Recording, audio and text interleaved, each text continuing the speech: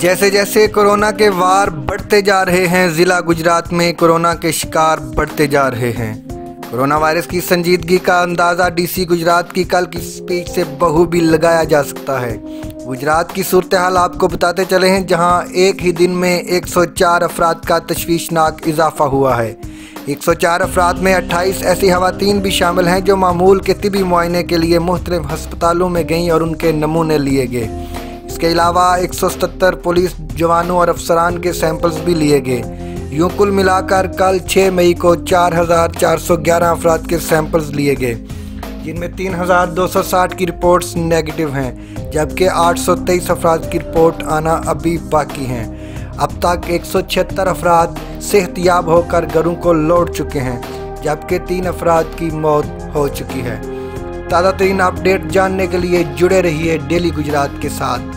वासिफ बुहारी, डेली गुजरात।